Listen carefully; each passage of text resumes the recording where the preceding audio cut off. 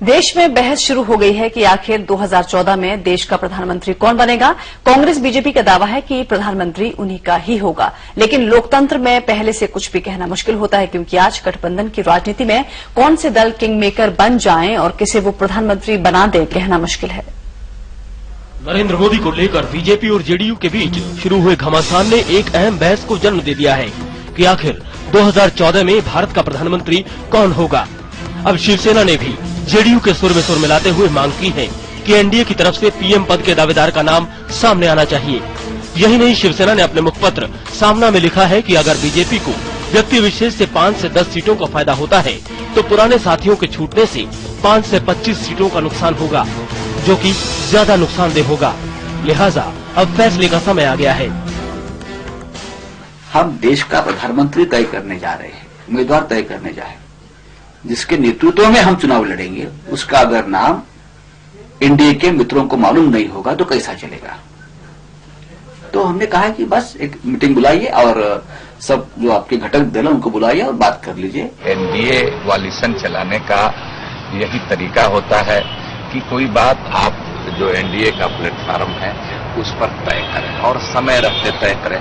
Indefinite period के लिए हम किसी चीज के लिए इंतजार नहीं कर सकते। दरअसल राष्ट्रीय राजनीति में अचानक नरेंद्र मोदी के कद में इजाफा होने के बाद ये बहस शुरू हुई और इसका मौका भी खुद बीजेपी ने मोदी को संसदीय बोर्ड में शामिल करके दिया। लेकिन वर्तमान में मोदी के नाम पर सहमति बनना मुश्किल है, क्योंकि लालकृष्ण आडवाणी और सुषमा स्वराज उन्हें कड़ी टक्कर देंगे। ये अलग बात है कि नरेंद्र मोदी को सीपी ठाकुर, गिरिराज सिंह और राम जेठमलानी जैसे नेताओं का समर्थन मिल रहा है, लेकिन आडवाणी के पीछे यशवंत सिन्हा, विजय गोयल जैसे वरिष्ठ नेता लामबंद हो रहे हैं। इसके अलावा नीतीश कुमार भी आडवाणी के नाम पर सहमत हो सकते हैं। इसके अलावा सुषमा स्वराज को शिवसेना समर्थन कर सकती है। हालांकि बीजेपी अब भी संसदीय बोर्ड के नाम पर सवाल को टाल रही है। कौन होगा ये तय करने का अधिकार भारतीय जनता पार्टी के संसदीय बोर्ड को है और भारतीय जनता पार्टी का संसदीय बोर्ड सक्षम है सारी परिस्थिति को ध्यान में रखकर निर्णय करने के लिए। इसलिए अभी कोई बैठक हुई नहीं है।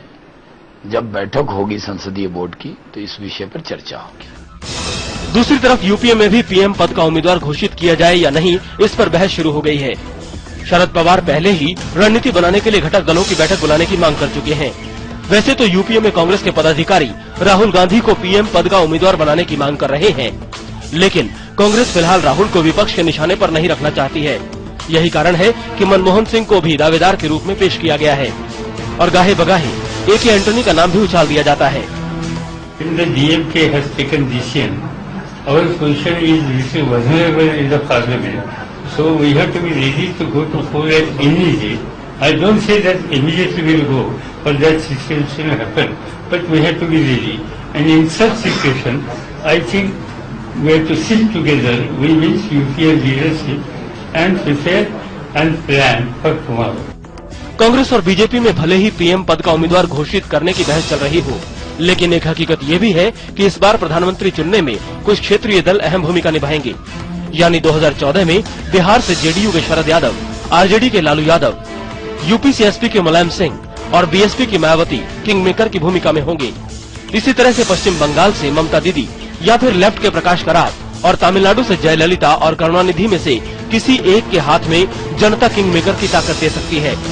साथ ही आंध्र प्रदेश से चंद्रबाबू नायडू, उड़ीसा से नवीन पटनायक और महाराष्ट्र से एनसीपी और शिवसेना भी किंग मेकर की भूमिका में आ सकते हैं।